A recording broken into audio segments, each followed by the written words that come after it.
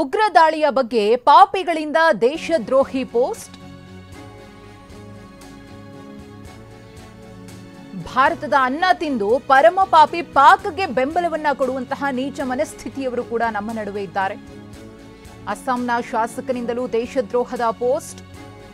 AIUDF ಶಾಸಕ ಅಮಿನುಲ್ ಇಸ್ಲಾಂ ಇದೀಗ ಖಾಕಿ ವಶದಲ್ಲಿ. ದೇಶದ್ರೋಹ ಕೃತ್ಯ ಎಸಗಿದ 19 ಜನರನ್ನ ಬಂಧಿಸಿದ ಖಾಕಿ. ಅಸ್ಸಾಂ, ಮೇಘಾಲಯ, ತ್ರಿಪುರಾದಲ್ಲಿ ಪೊಲೀಸರು ಬೇಟೆಯಾಡಿದ್ದಾರೆ.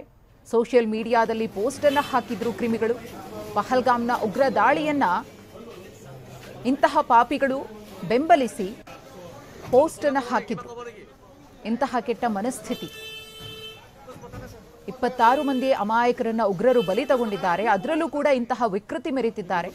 ಜವಾಬ್ದಾರಿಯುತ ಸ್ಥಾನದಲ್ಲಿರುವಂತಹ ಶಾಸಕನಿಂದಲೂ ಕೂಡ ದೇಶದ್ರೋಹದ ಪೋಸ್ಟ್.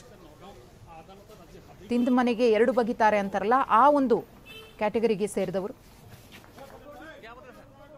ಯಾರು ಈ ರೀತಿಯಾಗಿ ಪೋಸ್ಟ್ ಅನ್ನು ಹಾಕಿ ಪ್ರಚೋದನಾತ್ಮಕವಾಗಿ ನಡೆದುಕೊಂಡಿದ್ರು ಅವರನ್ನು ಬಂಧಿಸುವಂತಹ ಕೆಲಸವನ್ನ ಪೊಲೀಸರು ದೇಶದ ಬೇರೆ ಬೇರೆ ಭಾಗಗಳಲ್ಲಿ ಮಾಡಿದ್ದಾರೆ.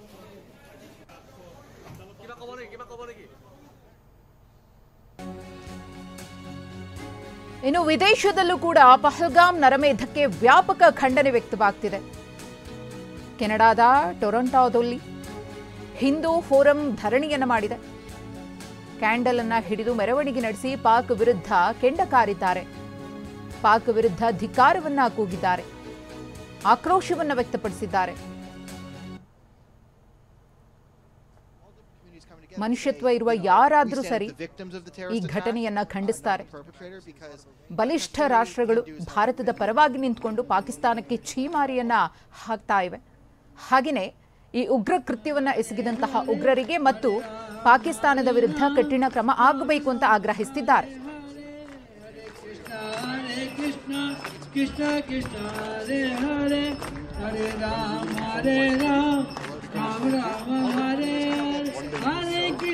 The victim of the terrorist attack, not the perpetrator, because Kashmiri